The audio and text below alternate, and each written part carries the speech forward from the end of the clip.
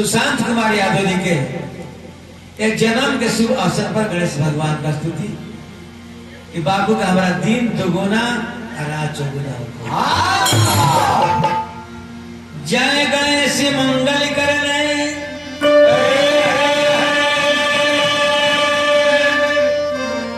जय गणेश मंगल करने विघ्न हरण गणराज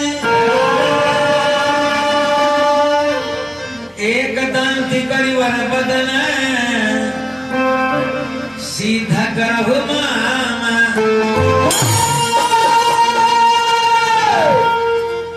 बोलिए प्रेम से श्री गणेश भगवान की। एक समय के बात है, गणेश भगवान एक दंत का है बहनी का है। गणेश भगवान से लड़ाई करे खातिर परशुराम जी ने आ गणेश भगवान परशुराम के सूर में लपेट जब फेंकनी तो तीनों लोग 14 भुवन परशुराम जी देख लेनी आ देखा नहीं कि सूर्य में हम बानी तो फिर से जला के मार देनी। गणेश भगवान की वो दांत कट गई, वो दिन से एक दांत हो गई। बोलिए श्री गणेश भगवान की जय। अब आई एगो माई का भजन। भक्त माई के दरबार में पहुंचल बड़े कि टन टनाटन बाजे घड़ी घंटे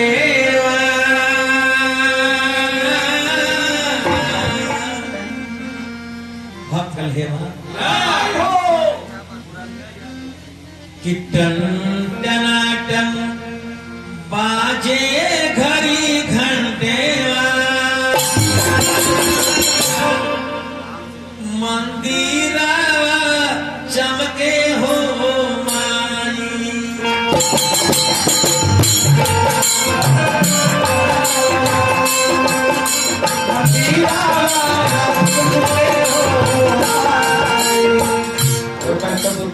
एकदम अस्थिर बजना लोग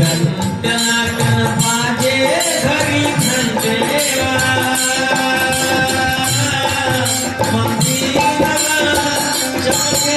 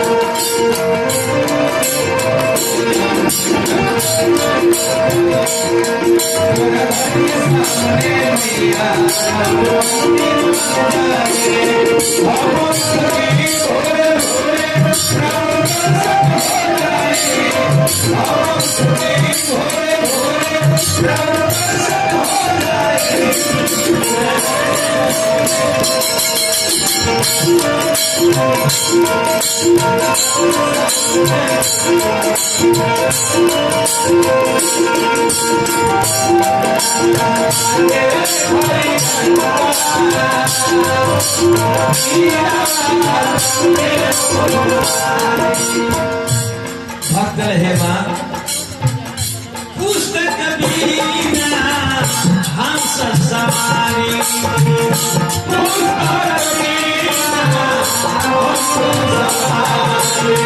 चमक लीलार मारी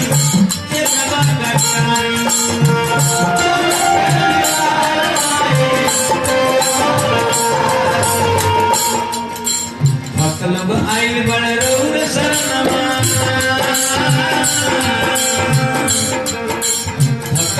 आइल बड़ रउर सनमा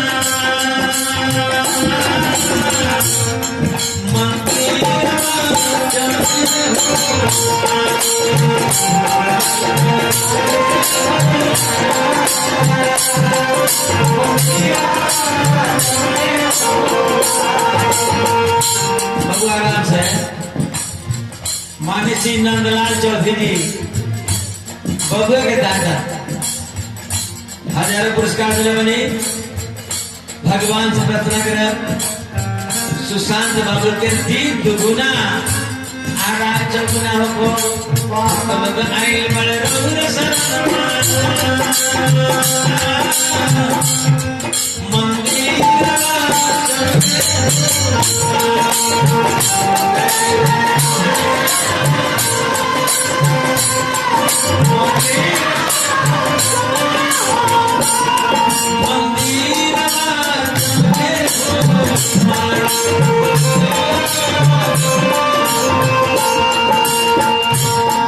देखिए हमरा माननीय व्यास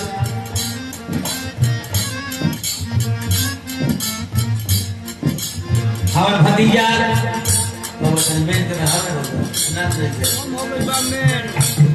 आराम से हाल व्यास और भतीजा श्री संतोष यादव जी बबुआ के तरफ से बहुत बहुत पुरस्कार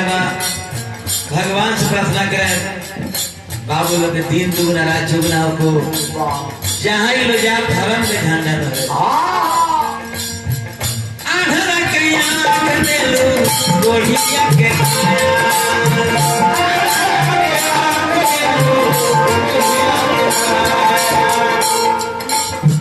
बाजी कर बेटा दे गज को हरम माया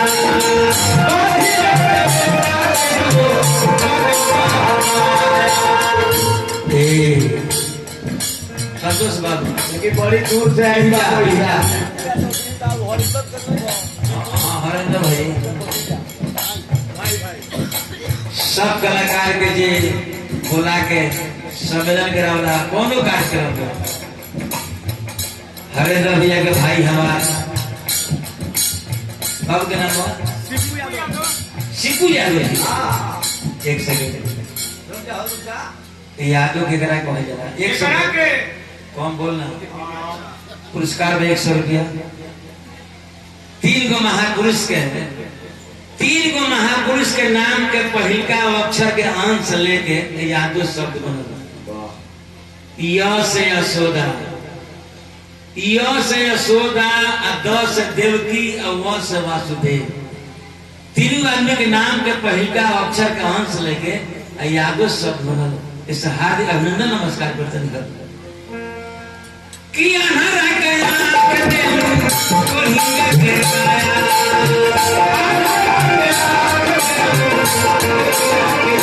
बाजी लेकर बेटा दे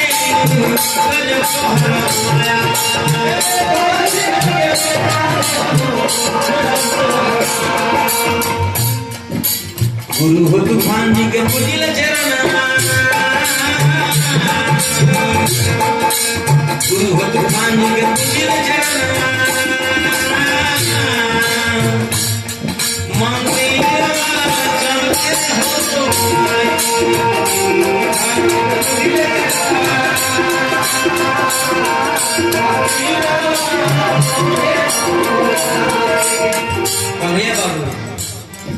हर एक अमीर गरीब हिंदू मुस्लिम सिख ईसाई सबके दुख सुख में कंधा में कंधा मिला के चले वाला आदरणीय माननीय मुखिया श्री राम बाबू के तरफ से हजारों पुरस्कार बा भगवान से प्रार्थना करें 3 दुगुना राज चौगुना को मुखिया जी के पद प्रतिष्ठा भगवान बना के चाचा के तरफ से पुरस्कार बा हे भगवान मंदिर मुखिया जी के पिताजी हमरो बाबूजी पुराना व्यास श्री पारस चाचा जी बहुत पुरस्कार करनी हजारों हजार लाखों लाख बाप के हम गोड़ लगत चरण पे गुरु हो तूफान पर शिव मंदिर